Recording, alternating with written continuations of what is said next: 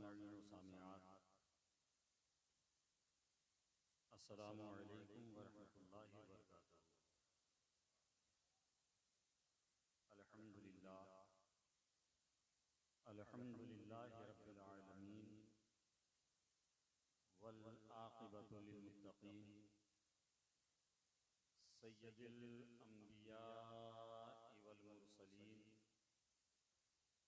मन काना नबिय्यम व आदमु बैनल माइ व तीन सय्यदिल कौनैन इमामिल क़िबलतैन जद्दिल हसन वल हुसैन सय्यदस साबिरीन व अला तय्यबीन व ताहिरीन व अला शैखिल इस्लाम वल मुस्लिमीन सय्यदिना अब्दुल क़ादिर मुहीउद्दीन व अला सय्यदिल औलिया वलिय्यिल हिंद सय्यदिना मुईनुद्दीन व अला सैफ रब्बानी सय्यदना नईमुद्दीन जीलानी रज़ियल्लाहु तआला अन्हुम अजमईन व अला आलिहि व अस्हाबिहि अजमईन अम्मा बअद फ़अऊज़ु बिल्लाहि मिनश शैतानिर रजीम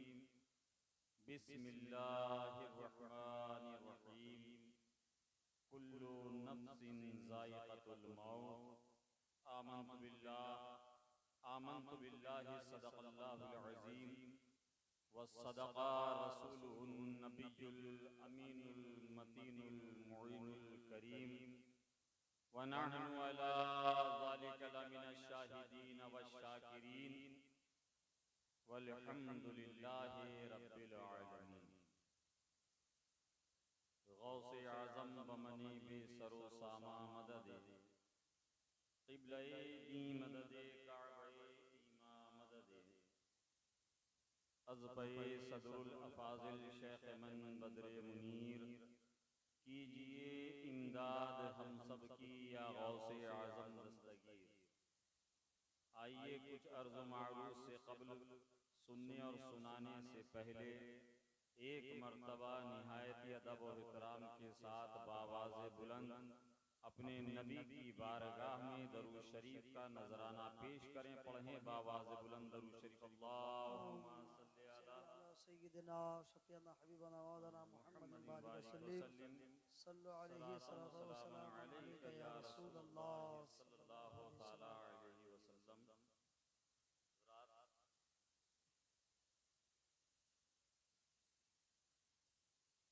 आज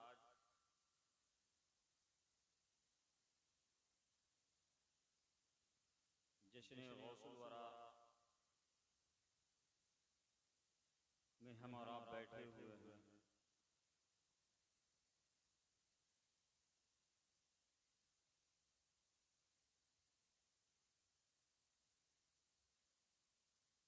आली जनाब मुश्ताक अहमद साहब की आवाज पर आज उनके बेटे मरहूम मग़फ़ूर मोहम्मद मुईज़ुद्दीन अहमद के चहलुम 40वें के मौके पर इस महफ़िल इसाले सवाब महफ़िल गौसे आज़म में हम आप यहाँ जमा हैं। ये तमाम उलमाए किराम तशरीफ़ फरमा हैं। बिलख़ुसूस पीरे तरीक़त रहबरे शरीयत आले नबी औलादे अली हुज़ूर नासिर मिल्लत हज़रत अल्लामा मौलाना अलहाज शाह सैयद मोहम्मद अज़ीमुद्दीन साहब क़िबला नईमी साहिब सज्जादा खानक़ाह आलिया क़ादरिया नईमिया इस्लामपुर दुबराजपुर बीरभूम। आज की इस महफिल में चार चांद लगाने के लिए हमारे आपके दरमियान मौजूद हैं। साथ ही बिरादर असग़र हजरत सैयद शहाबुद्दीन साहब नईमी, खतीब बंगाल हजरत अल्लामा मौलाना मुफ्ती नियाज आलम साहब कादरी, खतीब हरदिल अजीज फाजिल नौजवान हजरत अल्लामा मौलाना मुफ्ती माहिरुल कादरी साहब व दीगर उलमाए किराम जिनके अस्माए गिरामी से मैं वाकिफ नहीं हूँ, वो तमाम यहाँ पर इस महफिल ईसाले सवाब में बनफ़्से नफीस तशरीफ़ फरमा है। सबका आने का मकसद, आने का मुद्दा ये है कि मरहूम के ईसाले सवाब की इस महफिल के ज़रिए मरहूम को खूब ईसाले सवाब किया जाए। मैं उर्दू ज़बान बोलता हूँ, आपको मुफ्ती नियाज़ साहब ने बता दिया। मैं आपसे बस इतनी सी आरज़ू, इतनी सी ख्वाहिश रखता हूँ कि बीच बीच में आप अपने रब की पाकी, अपने रब का नाम सुभान अल्लाह, अल्हम्दुलिल्लाह, माशाअल्लाह की शक्ल में बुलंद करते रहे। हाथों को उठाकर कह दीजिए सुभान अल्लाह। आपके इस दयारे मोहब्बत बनगांव में आज आपके रूबरू आए हैं हजरत अल्लामा मौलाना सैयद किफायत अली काफी, मुजाहिद जंगे आज़ादी, शहीद जंगे आज़ादी अलैहि रहमत रिज़वान फरमाते हैं, कोई गुल बाकी रहेगा ना चमन रह जाएगा।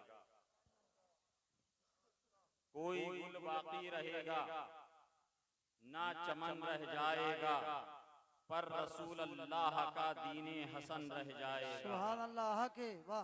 पर रसूल अल्लाह का दीने हसन रह जाएगा। रेशमो कम ख्वाब की पोशाक पे नाजा न हो, रेशमो कम ख्वाब के पोशाक पे नाजा न हो, इस तने बेजान पर का खाकी कफन रह जाएगा। इस तने बेजान पर खाकी कफन रह जाएगा। और हजरत अल्लामा किफायत अली काफी रहमतुल्लाह अलैह फरमाते हैं कि सब फना हो जाएंगे लेकिन वो काफी हश्र तक, सब फना हो जाएंगे लेकिन वो काफी हश्र तक, नामे हजरत का ज़बानों पर सुखन रह जाएगा। नामे हजरत का ज़बानों पर सुखन रह जाएगा। कोई गुल बाकी रहेगा ना चमन रह जाएगा, पर रसूल अल्लाह का दीने हसन रह जाएगा। हजरात, बहुत मशहूर मारूफ आयत करीमा जिसकी तिलावत का मैंने शर्फ हासिल किया। रब तबारक व तआला कुरान अज़ीम में इरशाद फरमाता है, कुल्लू नफ्सिन ज़ाइक़तुल मौत। जिसका आसान मतलब व मफ़हूम, जिसका आसान तर्जुमा रब इरशाद फरमाता है, हर नफ्स को मौत का जायका चखना है। हर नफ्स को मौत का जायका चखना है। यहाँ पर उलमाए किराम रामपुर हाट के जिम्मेदार उलमा मुफ्तियाने किराम यहाँ पर तशरीफ फरमा है। बनगांव के होशियार समझदार बाशऊर सुन्नी मुसलमान यहाँ तशरीफ फरमा है। हम और आप ये अच्छी तरीके से जानते हैं कि जायके की हैसियत क्या होती है। जायका कहते किसको है? जायका किस शय का नाम है? जायका किस चीज का नाम है? आसानी के साथ समझते चलिए। आपने किसी महफिल में, आपको किसी महफिल में मदऊ किया गया, आप किसी के घर में किसी दस्तरखान पर तशरीफ फरमा हुए। जब आप वहां पहुंचे, साहिबे खाना ने आपके सामने एक दस्तरखान बिछाया। दस्तरखान के ऊपर अनवा व अक़साम के लवाजिमात रख दिए। उसमें फल भी हैं, उसमें मिठाई भी है, उसमें चनाचूर भी है, उसमें बिस्कुट भी है।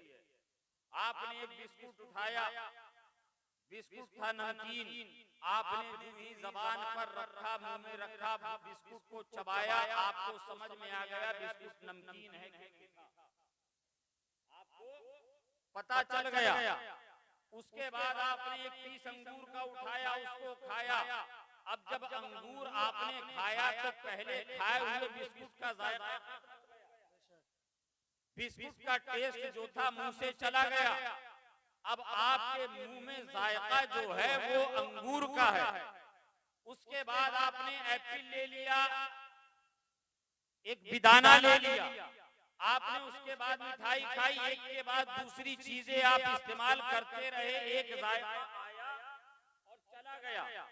अंगूर का जायका आया, चला गया, बेदाने का जायका आया, चला गया, एप्पल का जायका आया, चला गया, बिस्कुट और नमकीन का और मिठाई का जायका आया, चला गया। जायका कितनी देर मुंह में था? थोड़ी देर के लिए। वो जायका आपके दरमियान था, उसके बाद वो चला गया। कुरान पाक में परवरदिगारे आलम इरशाद फरमा रहा है, कुल्लू नफ्सिन जायकातुल मौत, हर नफ्स को मौत का जायका चखना है। यहाँ एक बात याद रखिएगा, यहाँ पर रब तबारक व तआला ने मौत को जायके से तशबीह दिया है, जायके से मुराद लिया है, जायके से इसका एक्सप्लेनेशन किया है। वहीं कुछ लोग मौत के नाम का, मौत का जब जिक्र करते हैं तो मौत को समझते हैं कि खत्म हो गया, खात्मा हो गया, फना हो गया। इसका तर्जुमा अपने ज़ौक़ और अपने इल्म के मुताबिक मुख्तलिफ तौर पर करते हैं, मगर नहीं, वो तमाम तराजीम, वो तमाम उनके एक्सप्लेनेशन बिल्कुल कुरान पाक के आयते मुक़द्दसा के मुवाफिक नहीं है, बल्कि उलमाए किराम बयान करते हैं, मुफस्सिरीन बयान करते हैं, मुतर्जिमीन लिखते हैं, कुल्लू नफ्सिन जायकातुल मौत का तर्जुमा मतलब मफहूम है हर नफ्स को मौत का जायका चखना, मौत का मजा चखना है। याद रखिएगा, मौत एक जायके की सी छोटी सी हैसियत है, मौत एक जायका है, इसकी ये हैसियत नहीं कि इंसान जैसी अजीम हस्ती, इंसान जैसी अजीम हस्ती को ये खत्म कर दे। मौत जिस्म पर आती है, रूह पर नहीं आती है। इंसान पर जब मौत तारी होती है तो मौत जिस्म को आती है, रूह को नहीं आती है। इसीलिए अल्लाह के प्यारे महबूब जनाब मुहम्मद रसूलुल्लाह सल्लल्लाहु ताला अलैहि वसल्लम ने इरशाद फरमाया, मूतू क़ब्ला मौत, मूतू क़ब्ला मौत, मूतू क़ब्ला अन तमूतू, कि मौत से पहले मर जाओ। मूतू क़ब्ला अन तमूतू, मौत से पहले मर जाओ। क्या मतलब? ये जो दुनिया की तलब है, ये जो ख्वाहिशात दुनिया है, ये जो हिर्स व हवस की जो दुनिया है, ये जो दुनिया के लवाज़िमात हैं, जब आपका इंतकाल होगा ये सब कुछ आप पीछे छोड़कर चले जाएंगे। इसीलिए इसको इंतकाल कहा जाता है, यानी कि ट्रांसफर, एक मकाम से दूसरी जगह मुंतकिल होने का नाम ट्रांसफर, ट्रांसफर का को ही इंतकाल कहते हैं, एक जगह से दूसरी जगह चले जाना। कभी आप आलम अरवाह में थे, वहां से अपने वालिद की पुश्त में आए, अपने वालिद की पुश्त से अपनी वालिदा के शिकम में आए, फिर इस दुनिया में आए, फिर इस दुनिया से कब्र में पहुंचे, फिर यहाँ से उठाकर आप मैदान महशर में उठाए जाएंगे, फिर वहां से ना मीज़ाने अमल पे आपके अमाल फैसला करेंगे कि आप जन्नत जाएंगे कि जहन्नम। ये तमाम मराहिल हैं, ये सब ट्रांसफर हैं, एक जगह से दूसरी जगह इंतकाल। और हदीस शरीफ में आता है, अल्लाह के प्यारे हबीब जनाब मुहम्मद रसूलुल्लाह सल्लल्लाहु ताला अलैहि वसल्लम इरशाद फरमाते हैं, दुनिया के सामने जिस तरह शिकम मादर यानी कि माँ का पेट जहाँ इंसान 9 महीने रहता है, जब वो 9 महीने के बाद इस दुनिया में आता है तो उसको माँ का शिकम कैसा बिल्कुल मुख्तसर सा छोटा सा नजर आता है, समझ आता है। ऐसे ही अल्लाह के रसूल जनाब मुहम्मद रसूलुल्लाह सल्लल्लाहु अलैहि वसल्लम इरशाद फरमाते हैं, ये दुनिया बरज़ख की दुनिया के सामने शिकम मादर की तरह है। उस दुनिया के मुकाबले ये दुनिया शिकम मादर से भी कम है। हजरत सैयदना इब्राहीम अलैहिस्सलाम खलीलुल्लाह है, अल्लाह के खलील हैं। उन्होंने अल्लाह तबारक व तआला की बारगाह में अरीजा पेश किया कि ऐ मौला, ऐ परवरदिगारे आलम, तेरा ये हुक्म है, तेरा ये फरमान है कि हम कब्रों से फिर जिंदा उठाएंगे, हम इंसानों को मैदान महशर में उनकी कब्रों से उठाएंगे, मगर ऐ मौला ये तू कैसे करेगा? ऐ परवरदिगार तू इसको कैसे करेगा? रब ने फरमाया, ऐ इब्राहिम, क्या मौत के बाद, क्या इंतकाल के बाद कल कयामत में जो उठाए जाएंगे, क्या इस पर ईमान नहीं? कहा मौला ईमान तो है, ईमान तो है, मगर मौला मैं देखना चाहता हूँ। अल्लाह के खलील हैं, कहा मौला मैं देखना चाहता हूँ, मौला ईमान है, इत्मीनान चाहता हूँ। परवरदिगारे आलम ने हुक्म दिया है कि इब्राहिम अपनी पसंद के 4 परिंदों को पकड़ो। हजरत इब्राहिम अलैहिस्सलाम ने 4 परिंदों को जमा किया। हुक्म रब्बी होता है इब्राहिम चारों को ज़िबा कर दो। हजरत इब्राहिम ने चारों को ज़िबा किया। हुक्म रब्बी हुआ है इब्राहिम चारों के जिस्म से परों को नोच कर इनकी बोटियां बना दो। हजरत इब्राहिम अलैहिस्सलाम ने उनके परों को अलग करके उन चारों परिंदों की बोटियां बना दी, उनके छोटे छोटे पीस कर दिए। कहीं रिवायतों में आता है कीमा बना दिया। और हजरत इब्राहिम अलैहिस्सलाम से हुक्म हुआ, रब तबारक व तआला ने फरमाया, ऐ इब्राहिम इन चारों को आपस में मिला दो। हजरत इब्राहिम अलैहिस्सलाम ने उन चारों के गोश्त को मिला दिया। अब हुक्म परवरदिगार होता है इब्राहिम इस सारे गोश्त को 4 हिस्से करो और 4 अलग अलग पहाड़ियों पर इनको ले जाकर रख दो। हजरत इब्राहिम अलैहिस्सलाम ने उस मिक्स किए हुए गोश्त को 4 परिंदों के गोश्त को एक जगह से लिया, 4 हिस्सों में तकसीम किया और 4 पहाड़ियों पर मुख्तलिफ ले जाकर रख दिया। वापस मकाम पर आए, हुक्म रब्बी होता है इब्राहिम जरा आवाज तो दो। इब्राहिम आवाज तो दो, हुदहुद को आवाज दो, कबूतर को आवाज दो, मुर्ग को आवाज दो, उन परिंदों का नाम लेकर उनको आवाज दो। इब्राहिम अलैहिस्सलाम ने आवाज दी, उन परिंदों को आवाज देकर पुकारा, उन परिंदों ने उस आवाज को सुना, उन परिंदों ने आवाज को सुनकर रब तबारक व तआला ने हजरत इब्राहिम अलैहिस्सलाम की ज़बान में कुव्वत रख दी। अल्लाह तबारक व तआला ने हजरत इब्राहिम की ज़बान में वो कुव्वत रख दी। ज़बान से ऐसा मौजूदा जाहिर हुआ ज़बान से। जब आपने उनको पुकारा, जरा मुझे बताइए, जब उन चारों परिंदों को ज़िबा कर दिया, उनके परों को नोच दिया, उनको पीस पीस कर दिया, अब वो परिंदे जिंदा थे या मर गए? इंतकाल कर गए ना, इंतकाल कर गए, वो परिंदे इंतकाल कर गए। अब ये बताइए अगर कोई इंतकाल कर जाए तो क्या उसको पुकारा जाता है? अरे हम तो कहते हैं पुकारा जाता है जी। ये कौन कह रहा है? ये मैं अलिफ लैला के किस्से नहीं सुना रहा, मुस्तनद रिवायतों से तारीख इस्लाम का जायजा लीजिए। आवाज दो बाबू, आवाज दो, आवाज तान रहा है, आवाज दो। अल्लाह हुक्म दे रहा है। वो दूसरी, तीसरी, चौथी, 5वीं जमात होगी जो ये कहती होगी कि मरकर मिट्टी में मिल गए, उलमाए वो दूसरी जमात के लोग होंगे। अल्हम्दुलिल्लाह हम सुन्नी हनफी टनाटन बरेलवी हैं, कहिए सुभान अल्लाह। माशाअल्लाह, क्या बात। बहुत खूब। हम सुन्नी हनफी बरेलवी हैं, हमारा ये अकीदा है कि बाखुदा खुदा का यही है दर।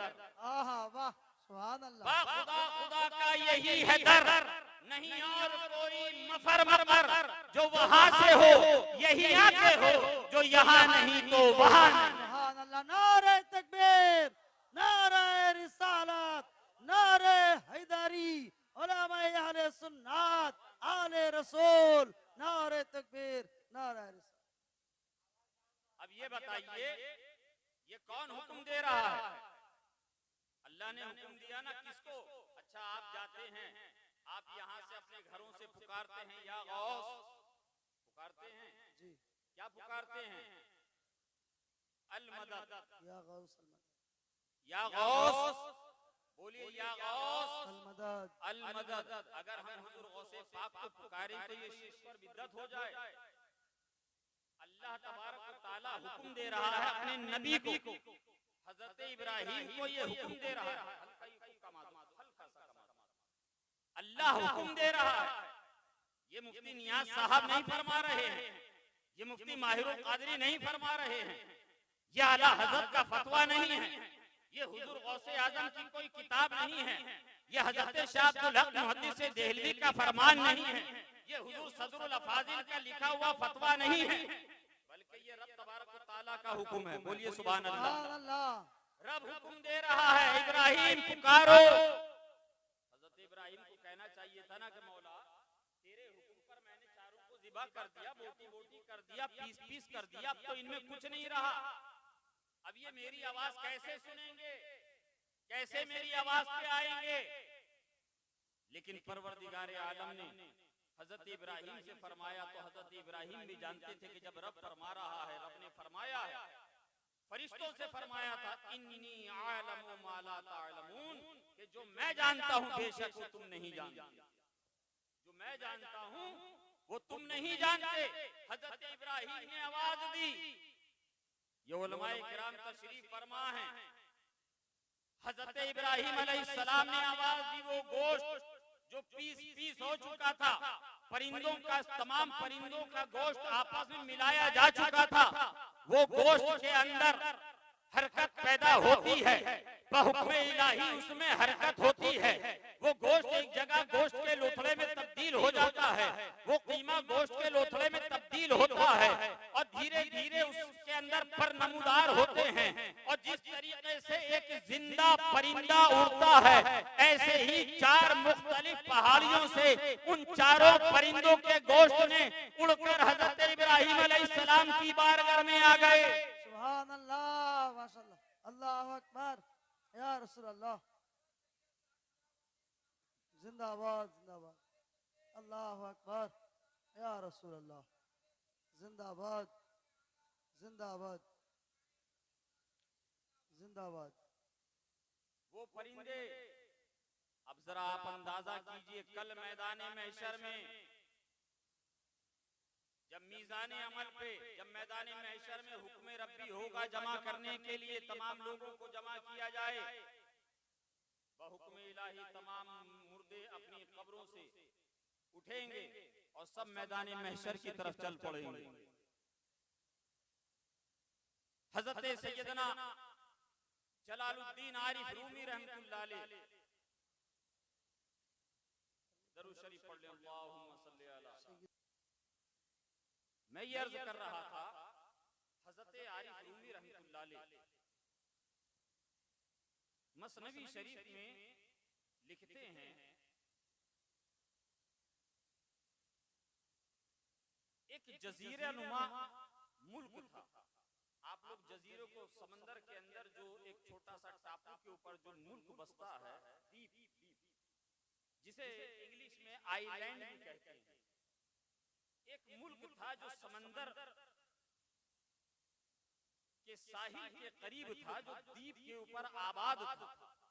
उस मुल्क का दस्तूर था, उस मुल्क का कानून था कि साल की पहली तारीख को उस मुल्क के अंदर जो पहला बाहरी आता, मुल्क के तमाम लोग बाशिंदे मिलकर उस मुल्क का उसको बादशाह बना देते। साल भर तक उसके फरमाबरदारी करते, 1 साल तक उसके हुक्म पर अमल करते, 1 साल तक उसको नाजो नाम वाली जिंदगी अता करते, चाहे वो किसी भी कबीले का होता, किसी भी खानदान का होता, किसी भी नस्ल से होता, चाहे उसका रंग गोरा होता या काला होता। पहली साल की तारीख को जो मुल्क के अंदर पहला इंसान आता, दस्तूर के मुताबिक उसको उसके मुल्क का उनके मुल्क का बादशाह बना दिया जाता। अब जाहिर सी बात है कि जो मुल्क का बादशाह बनेगा तो वो तो बड़ा खुश होगा कि मुझे बादशाह बनाया जा रहा है, मैं किसी मुल्क का राजा बन रहा हूं, ये तमाम के तमाम लोग मेरी प्रजा होंगे, मेरे हुक्म पर चलेंगे, मैं जैसा कहूंगा वैसा करेंगे।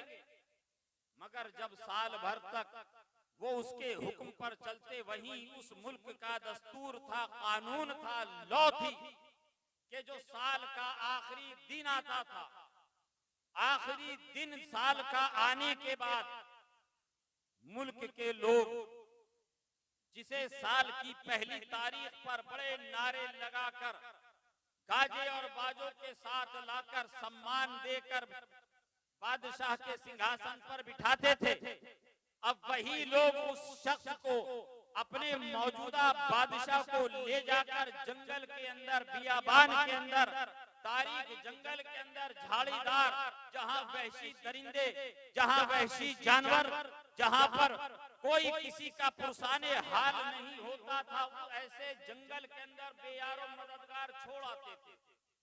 हजरत आरिफ रूमी रहमतुल्लाह अलैह फरमाते हैं, दस्तूर और मामूल के मुताबिक साल की पहली तारीख को सारे मुल्क के लोग जमा हुए और इंतजार करने लगे, हमारे मुल्क में जो ही कोई पहला शख्स आएगा हम उसको अपना बादशाह बनाएंगे। हजरत आरिफ रूमी फरमाते हैं, सुबह से लेकर वो लोग खड़े हो गए, जब सूरज थोड़ा सा चढ़ गया, पहला पहर गुजरा, तो देखा कि एक शख्स चला आ रहा है, एक शख्स चला आ रहा है। उस आने वाले शख्स ने देखा पूरे मुल्क के लोग एक जगह जमा हैं, कभी वो इस मुल्क में आया नहीं था, कभी इस मुल्क के लोगों से मिला नहीं था, कभी इस मुल्क के लोगों से वाबस्ता नहीं पड़ा था, कभी इन मुल्क के लोगों से कोई कांटेक्ट नहीं किया था। वो सोच रहा है कि आखिर क्या बात है, ये पूरे मुल्क के लोग क्यों खड़े हुए हैं। जब करीब पहुंचा, लोगों ने हारों से, फूलों से उसका ढोल बजाकर इस्तकबाल किया। वो मुअम्मा बना हुआ देख रहा है, वो हैरत में पड़ा हुआ देख रहा है, वो ताज्जुब के आलम में देख रहा है, आखिर क्या बात है, ये लोग मेरे साथ ऐसा व्यवहार क्यों कर रहे हैं, मेरे आने पर खुशी का इजहार क्यों कर रहे हैं, मुझे हार फूल क्यों पहना रहे हैं, मेरे आने पर गाजा और बाजा क्यों बजा रहे हैं। वो कहता है, लोगों मामला क्या है, ऐ लोगों बात क्या है, आखिर तुम लोग मेरे साथ ये कैसा बिहेव कर रहे हो, मेरे साथ ये कैसा बिहेव कर रहे हो। लोगों ने बताया, हमारे मुल्क का दस्तूर है, जो भी पहला इंसान आता है हम अपने मुल्क का उसको बादशाह बना लेते हैं, साल भर तक उसकी हुक्मरानी चलती है, हम उसके हुक्म पर अमल करते हैं, इस मुल्क पर उसका सिक्का चलता है। वो कहता है, आने वाला कहता है, सुनो मैं एक ताजिर हूँ, मैं एक बिजनेसमैन हूँ, मैं सफर तिजारत पर निकला हूँ, मैं बिजनेस टूर पर निकला हूँ, मुझे तुम्हारे मुल्क से या यहाँ की बादशाह से कोई सरोकार नहीं, मैं ताजिर आदमी हूँ, चंद दिन तुम्हारा मेहमान रहूंगा, तिजारत करूंगा, चला जाऊंगा, उसके बाद तुम जानो तुम्हारे मामलात जाने। लोगों ने कहा, आपने शायद हमारी बातों को बगौर सुना नहीं, हमारे मुल्क में आने वाला इंसान जो साल की पहली तारीख को पहला इंसान आता है, वो आता तो अपनी मर्जी से, अपनी मर्जी से है, मगर सुनो ये हमारे मुल्क का दस्तूर और आईन है, हम उसको बादशाह बनाते हैं और जब तक साल भर तक उसका वक्त मुकर्रर पूरा नहीं हो जाता हम तब तक उसको जाने भी नहीं देते। ये बड़ा मना करने लगा, रोकने लगा, कहा कि नहीं, हमारे मुल्क का दस्तूर है, हमारे मुल्क का आईन है कि आपको हमारे मुल्क का बादशाह बनना पड़ेगा। उसने कहा कि ठीक है, ताजिर था, होशियार था, बेवकूफ नहीं था, होशियार इंसान था, ब्रिलियंट, इंटेलिजेंट था। उसने कहा कि सुनो, तुम्हारे बादशाह का दरबार कहीं तो लगता होगा, उस दरबार में पूरे मुल्क में ये ऐलान करा दो, कल सुबह सूरज निकलने के बाद पूरे मुल्क के लोग उस जगह जमा हो जाएं, जितने मर्द हैं वो भी आ जाएं, बच्चे भी आ जाएं, औरतें भी आ जाएं, ज़ईफ भी आ जाएं, सब लोग जमा हो जाएं। पहले मैं उन लोगों से कुछ बातचीत करूंगा, उसके बाद तुम्हारी शर्त को मानूंगा। उन्होंने कहा हमें मंजूर है, मगर शर्त तो हमारी वही है, बादशाह आपको बनना पड़ेगा। अगले दिन जब ये ऐलान हो गया, उस दिन अगले दिन पूरे मुल्क के लोग एक जगह जमा हो गए। वो ताजिर आता है, उसने देखा कि सारे के सारे मुल्क के लोग जमा हैं, मर्द भी हैं, औरतें भी हैं, बच्चे भी हैं, ज़ईफ भी हैं, तमाम के तमाम लोग जमा हैं। उसने कहा क्या लोगों, तुम्हारे यहाँ का दस्तूर क्या है, तुम्हारे यहाँ का रिवाज क्या है, तुम्हारे यहाँ का कानून क्या है, तुम्हारे यहाँ की रीति और आईन क्या है। कहा कि जो पहला इंसान आता है साल की पहली तारीख को, वो हमारा बादशाह बन जाता है, साल भर तक हम उसके हुक्म पर चलते हैं। कहा कि सुनो, जो बादशाह कहता है उस पर हम अमल करते हो। कहा कि जो बादशाह कहता है वही इस मुल्क का कानून बनता है, वही इस मुल्क का दस्तूर बनता है, वही इस मुल्क का आईन बनता है। कहा सुनो, अगर मैं तुमसे कुछ कहूँ बहैसियत तुम्हारे बादशाह के, तो तुम मानोगे। कहा कि आप कह के देखिए, हम आपकी हर शर्त मानने को तैयार हैं, मगर आपको हमारे मुल्क का बादशाह बनना पड़ेगा। कहा कि ठीक है, मैं बादशाह बनूंगा, मगर मेरा पहला ऐलान ये है, गौर से सुनना, मेरा पहला ऐलान ये है, इस मुल्क के जितने भी किसान हैं, जितने भी काश्तकार हैं, सारे के सारे एक जगह हो जाओ। जितने भी मेमार हैं, जितने भी मजदूर हैं, ये सब एक जगह जमा हो जाओ। जितने भी शिकारी हैं वो सब एक जगह जमा हो जाओ। जितने भी गाछ लगाने वाले हैं, जितने भी फूलों को लगाने वाले हैं, वो एक जगह जमा हो जाओ और 4 टीमें बना लो। बादशाह ने पहला हुक्म दिया, आनन फानन लोग जमा होने लगे, एक एक करके सफे बनना शुरू हो गई। थोड़ी देर के बाद बादशाह को बताया गया, ऐ बादशाह, आपके हुक्म के मुताबिक मेमार भी तैयार हैं, मेमार का वफद भी तैयार है, मजदूरों की भी रेवड़ तैयार है। ये देखिए, ये जत्था है, ये शिकारियों का जत्था है, और ये जो जत्था नजर आ रहा है, ये जो काफिला नजर आ रहा है, ये काश्तकारों का है, ये फूल बागीचा लगाने वालों का है। कहा कि अच्छा सुनो, सबसे पहले इस दस्ते के जितने शिकारी हैं जंगल में जाओ, और जितने भी वहशी दरिंदे जानवर नजर आए उन तमाम को जाकर उनका शिकार करो, उन तमाम को मार दो। किसको? जंगल के जितने शिकारी हैं, जितने जानवर नुकसान पहुंचाने वाले हैं, उन तमाम को मार दो। उसके बाद हुक्म दिया दरख्त काटने वालों से, कहा कि तुम जंगल में जाओ, जितने भी बेजरूरत दरख्त हैं, गाछ हैं, जंगली पौधे हैं, जंगली कांटे खारदार जो झाड़ियां हैं, उन तमाम को काट कर जमीन बराबर कर दो। तीसरा हुक्म दिया, कहा कि जितने भी मेरे मुल्क के इंजीनियर नुमा मजदूर हैं, मिस्त्री हैं, मेमार हैं, वो तमाम जाओ। जंगल से वहशी जानवरों को मारने के बाद, जंगल की सफाई करने के बाद, जंगली दरख्तों, कांटेदार दरख्तों को काटने के बाद जो जमीन हमवार हो जाए, इसमें आलीशान खूबसूरत महल तैयार करो। अब चौथा फाइनल आखिरी डिसीजन लिया, उसने ऐलान किया कि सुनो मेरे मुल्क के काश्तकारों, सुनो, जब ये तीनों अपना काम कर ले तो इसके बाद तुम्हारा काम ये है कि उस जंगल को जो अब तक बियाबान था, जो अब तक वीरान था, जो अब तक सुनसान था, जो अब तक बदसूरत था, तुम इसमें तरह तरह के फूलों के गाछ लगाओ, फलों के गाछ लगाओ, खुशबूदार फूलों से इसको सजा दो। इस पूरे जंगल को, जो वहशतनुमा जंगल था, जो वहशत ज़दा जंगल था, इसको लालाजार बना दो। तमाम के तमाम लोग देख रहे हैं, पूरे मुल्क के लोग देख रहे हैं, आखिर ये किस तरह का हमें बादशाह मिला है, आखिर हमें ये कैसा बादशाह मिला है जो इस तरीके का हुक्म देता है। इससे पहले जितने बादशाह बनाए सब साल भर तक ऐशो इशरत की जिंदगी में गुजार कर चले गए, ये कैसा बादशाह आया है कि आते ही पहले दिन काम पर लग गया और खुद ही काम पर नहीं लगा, सबको अपने साथ काम पर लगा दिया। कुछ लोग मुअम्मर, ज़ईफ, होशियार किस्म के आगे आए और अपने बादशाह से कहा है, बादशाह क्या बात है, आपने बिल्कुल अलग थलग फैसला किया, आपसे पहले बहुत सारे लोग आए, आपसे पहले बहुत सारे लोग आकर चले गए, मगर वो तो नाजो नाम में ऐशो इशरत में अपनी जिंदगी गुजारते थे। उनको बादशाह की कुर्सी जब से मिली वो तो खाली हुक्म चलाने पर थे, वो तो खाली घूमने और सैर और सपाटे में मसरूफ थे, वो तो खाली खाने पीने में मसरूफ थे, वो तो खाली सोने में मसरूफ थे, खाना सोना यही उनका काम था। आपने ऐसा क्यों किया?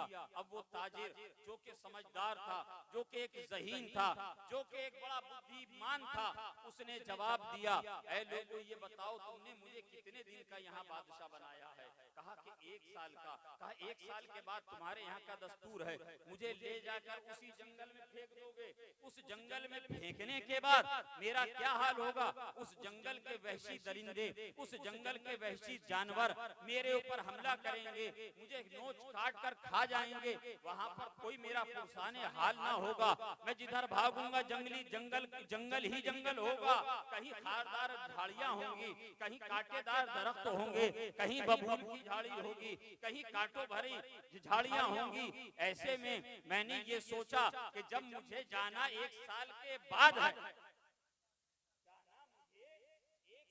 बाद है, तो मैं जाने की आज से ही क्यों ना तैयारी कर लूं, जाने की आज से ही क्यों ना तैयारी कर लूं।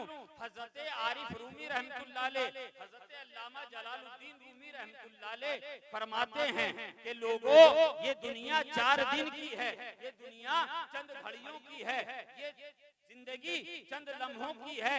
इस जिंदगी को तुम ये मत सोचो कि हम घर बनाने में गुजार देंगे, हम तिजारत को आगे बढ़ाने में गुजार देंगे, हम मालो दौलत जमा करने में गुजार देंगे, हम खेत खलियान बनाने में गुजार देंगे। सुनो, इसके बाद ये मुख्तसर सी 50-60 साल जिंदगी है, इसके बाद जो हमेशा हमेशा जहाँ रहना है, बरज़खी जिंदगी, कब्र की जिंदगी, वो बड़ी तारीख जिंदगी है, वो बड़े अंधेरों वाली जिंदगी है, वो बड़ी डरावनी जिंदगी है, वहाँ कोई किसी का पुरसाने हाल ना होगा। अरे ये उनका हाल होगा जो बेअमल होंगे, जो बेवद किरदार होंगे, जो नालायक होंगे, जो खुदा और रसूल के नाफरमान होंगे। मगर सुनो, होशियार वो है जो दुनिया में रहकर अपनी पेशानी को अपने रब के हुजूर झुकाता है, नमाजों की पाबंदी करता है और कब्र को रोशन कर लेता है, अकीदे को संवारता है, मुस्तफा जाने रहमत सल्लल्लाहु अलैहि वसल्लम से मोहब्बत करता है, औलियाए किराम से मोहब्बत करता है, इल्मे दीन भी सीखता है, राह खुदा में खर्च भी करता है, हलाल रिस्क भी कमाता है, अपने बच्चों को भी खिलाता है, अपने आस पड़ोस वालों की भी किफालत करता है। जब वो कब्र में पहुंचेगा, जब कब्र की मंजिलें आएंगी, जहाँ बेअमल जाएगा, जहाँ बेबद किरदार जाएगा, जहाँ गुनहगार इंसान जाएगा, जहाँ उसको वहशत होगी, जहाँ उसका कोई पुरसाने हाल ना होगा, वहीं जब ये जाएगा तो कब्र इसकी वहशत ज़दा नहीं होगी, इसकी कब्र तारीक और अंधेरी नहीं होगी, बल्कि इसके अमाल रोशनी बनकर, इसकी नमाजें रोशनी बनकर, नूर बनकर इसकी कब्र को रोशन कर देंगे। हजरत अल्लामा अब्दुल वाहिद बिलगिरामी रहमतुल्लाह अलैह की बारगाह में एक नौजवान ने आकर सवाल किया था, हुजूर जब भी किसी जनाजे को देखता हूँ बड़ा खौफ आता है, हुजूर किसी के मौत की खबर सुनता हूँ दिल घबरा जाता है, कब्रिस्तान के पास से गुजरता हूँ दिल कांपने लगता है, हुजूर कोई वजीफा बता दीजिए, हुजूर कोई अमल बता दीजिए। हजरत मीर अब्दुल वाहिद बिलगिरामी रहमतुल्लाह अलैह ने फरमाया, ऐ साहिब, ऐ नौजवान, ये बताओ तुम्हारी जेब किस तरह की है? कहा हुजूर अल्हम्दुलिल्लाह मैं ठीक ठाक कमा लेता हूँ। आपने फरमाया कि अच्छा एक काम करना, आज से काम करना, अपनी कमाई में से कुछ 10-5 रुपए सदका राहे खुदा में रोजाना की बुनियाद पर निकालते रहे। सुभान अल्लाह। और फर्ज नमाजों के अलावा जब भी वक्त मिले, दिन में हो, दोपहर में हो, सुबह में हो, शाम में हो या रात की तन्हाई में हो, रोजाना की बुनियाद पर कुछ नवाफिल भी पढ़ना शुरू कर दो। हजरत मीर अब्दुल वाहिद बिलगिरामी रहमतुल्लाह अलैह ने ये वजीफा बता दिया, ये अमल बता दिया। चंद महीनों के बाद वो शख्स वापस आया, हजरत मीर अब्दुल वाहिद बिलगिरामी रहमतुल्लाह अलैह से फरमाता है कि हुजूर, आपने मुझे ऐसा अमल बता दिया, अब मैं कब्रिस्तान के पास से गुजरता हूँ तो मुझे कोई वहशत नहीं होती। अब मैं किसी जनाजे को देखता हूँ तो मेरा दिल नहीं घबराता है। अब मैं किसी के इंतकाल की खबर सुनता हूँ तो मेरा दिल नहीं घबराता है। मगर हुजूर, ये बात कुछ समझ में नहीं आई कि पहले मेरा इतना दिल घबराता क्यों था, पहले मैं इतना खौफजदा क्यों होता था, अब वो खौफ मेरा क्यों चला गया। हजरत मीर अब्दुल वाहिद बिलगिरामी रहमतुल्लाह अलैह फरमाते हैं, ए साइल, ए नौजवान, क्या तूने पैगंबर आज़म सल्लल्लाहु ताला अलैहि वसल्लम की वो हदीस पाक नहीं सुनी कि आका करीम सल्लल्लाहु अलैहि वसल्लम इरशाद फरमाते हैं, लोगों, सदक़े के जरिए बुरी मौत से बचो। बेशक, सुभान अल्लाह। सदक़े के जरिए बुरी मौत से बचो। तुम जो रोजाना की बुनियाद पर जो 2-3 महीने से सदका दे रहे हो, तो ये नेकियां तुम्हारे नामे अमाल में नेकियों की शक्ल में इनसे इजाफा हुआ। और जो तुमने नवाफिल जो पढ़े, वो जो नफिल नमाजें जो तुमने पढ़ना शुरू कर दी फर्ज नमाजों के अलावा, अब जो तुम्हें जो गम सताता था, वो गम ये था कि जब किसी से कहा जाए कि फला मकाम पर फला जगह चले जाओ जहां उसका कोई हमसाया ना हो, जहां उसका कोई जान पहचान का ना हो, जहां उसको कोई जानने वाला ना हो, अनजान इलाका हो, अनजान इलाका हो, अनजान जगह हो, उस घर में इंसान का दिल घबराता है, उस जगह पे उसका दिल नहीं लगता है। ऐ आने वाले नौजवान, अब तूने अपनी नमाजों और नवाफिल के जरिए तूने अपनी उस मकान को तामीर कर लिया, अपने सजदों से, अपनी नेकियों से उसको आरास्ता कर लिया। अब तू समझ गया कि जाना तो मुझे कब्र में है, जाना तो मुझे यकीनन एक दिन कब्र में है। अब वो मेरी कब्र तारीक नहीं होगी, अब वो मेरी कब्र सिवाय अंधेरों के गड्ढे के अलावा नहीं होगी, अब वो मेरी कब्र वहशत की जगह नहीं होगी, बल्कि मैंने नेकियों के जरिए से जो अपने रब की रजा की खातिर अपने नबी के हुक्म पर अमल किया है, नबी के फरमान पर अमल किया है, तो अब वहां पर मेरा दिल घबराएगा नहीं, बल्कि अब मेरा वहां जाकर दिल लगेगा।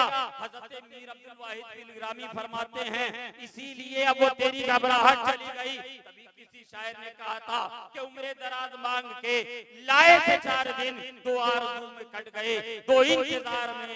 ऐ मुसलमानों, ऐ बन गांव के सुन्नी गयूर मुसलमानों, हमें और आपको भी एक दिन वहीं जाना है, हमें और आपको भी एक दिन वहीं जाना है। याद रखिएगा, ये जो माल कमाइएगा, ये जो दौलत कमाइएगा, जो घर और बाड़ी जो बनाइएगा, ये सब यहीं रह जाएगा। खाली हाथ जिस तरीके से दुनिया में आए थे, वही खाली हाथ लेकर आपको जाना है, वही खाली हाथ लेकर जाना है। हाँ, हाथ तो खाली जाएंगे, ये दुनिया का माल तो कुछ नहीं जाएगा, मगर आपकी नेकियां और आपकी बदियां आपके साथ जाएंगी। आपने अगर उस पैसे को, कमाए हुए पैसे को अगर राहे खुदा में लोगों के लिए नेक काम में अगर खर्च किया होगा, तो नेकियों की शक्ल में यही माल खर्च करना आपके काम आएगा।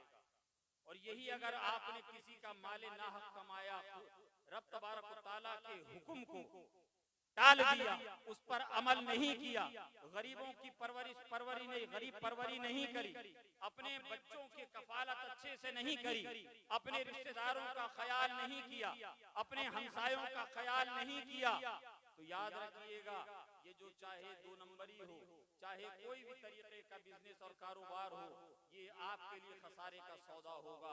कब्र में आपको जवाब दिया जाएगा, आपकी आंखें बंद होंगी, आपकी आंखें बंद होते ही आपके बच्चे, आपका बेटा, आपकी बेटी, आपके भाई, आपके रिश्तेदार ये सोचेंगे कि ये मकान मैं लूंगा, ये दुकान मैं लूंगा, ये गाड़ी मैं रख लूंगा, ये पैसा मैं ले लूंगा।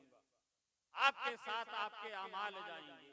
इसलिए अपने आमाल को बेहतर बनाने की कोशिश करो और जो कुछ अब तक गलतियां नाफरमानियां रब तबारक व तआला की हो गई हैं, सिद्क दिल से आज हुजूर नासिर मिल्लत के वसीले से आज हुजूर सरकार गौसे आदम की महफिल में हुजूर नासिर मिल्लत के हाथ पर हाथ देकर अपने रब से जो जानकर किए या अनजाने में किए हैं गुनाह, उनसे माफी चाहेंगे। हमें रब की रहमतों से ये उम्मीद है, रब की रहमतों पर हमारा ये कामिल यकीन है कि परवरदिगार आलम हमारी नातवानियों को नहीं देखेगा, परवरदिगार आलम हमारी कोताहियों को नहीं देखेगा, मगर वो ये देखेगा कि ये वसीला किसका लेकर आए हैं। हमारी खताओं को माफ फरमाएगा, हमारी लर्जिशों को माफ फरमाएगा। अल्लाह तबारक व तआला हमें और आपको कहने से ज्यादा अमल की तौफीक अता फरमाए। आमीन। अस्तगफिरुल्लाह रब्बी मिन कुल्ली ज़ंबिन व तुबू इलैहि व आखिरु दावा।